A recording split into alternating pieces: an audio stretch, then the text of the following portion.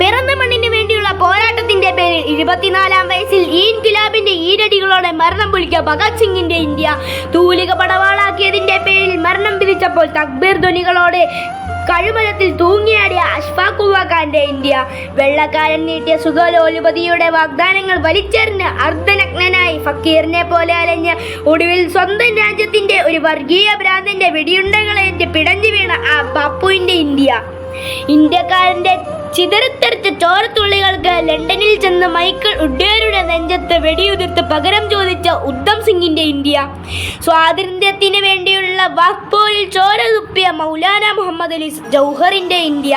ഹൈന്ദവ സംസ്കാരത്തിന് ജന്മം നൽകി ഇസ്ലാമിനും ക്രിസ്തുമതത്തിനും സ്വാഗതം മോദി നാനാമതങ്ങളുടെയും നാനായിരം സംസ്കാരങ്ങളുടെയും ഒരു ഭരണഘടനയ്ക്ക് കീഴിൽ അണിനിരത്തിയ ഇൻക്രെഡിബിൾ ഇന്ത്യ. പറങ്ങിപ്പടിയുടെയും വെള്ളക്കാരന്റെയും ചീരയെടുക്കുന്ന വെടിയുണ്ടയുടെ മുന്നിൽ സ്വന്തം നെഞ്ചു വിരിച്ച് ധീര ഇതിഹാസം വിധിച്ച കരംചന്ദ് ഗാന്ധിയും മൗലാന അബ്ദുൽ കലാം ആസാദും ഝാൻസി റാണിയും. സൂര്യൻ അസ്തമിക്കാത്ത ബ്രിട്ടീഷ് സാമ്രാജ്യത്തിന്റെ കരമനയിൽ കടന്നു ചെന്ന് മിസ്റ്റർ ജോർജ് ഇന്ത്യക്ക് സ്വാതന്ത്ര്യം തരൂ, അല്ലെങ്കിൽ സ്വാതന്ത്ര്യ ഭൂമിയിൽ നിന്ന് 6 അടി മണ്ണ് തരൂ എന്ന ചക്രവർത്തിയുടെ മുഖത്ത് നോക്കി വിരൽ ചൂണ്ടി ഗർജിച്ച മൗലാന മുഹമ്മദ് അലി ജൗഹറിന്റെ ഇന്ത്യ. സാഹിത്യത്തിലൂടെ വാക്കുകൾക്ക് സ്വാതന്ത്ര്യ സമരത്തിന് പ്രചോദനം നൽകിയ സുബ്രഹ്മണ്യ ബാലാജിയുടെയും വെള്ളത്തോളിന്റെയും ഇന്ത്യ.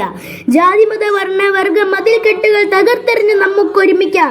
ഇനി ഒരു രാജ്യദ്രോഹിക്കും ഒരു തീവ്രവാദിക്കും ഈ മതേതര ഇന്ത്യയിൽ ഇടമില്ല എന്ന് പ്രഖ്യാപിച്ചുകൊണ്ട് ത്രിവർണ്ണ പതാക പാറിപ്പറക്കട്ടെ.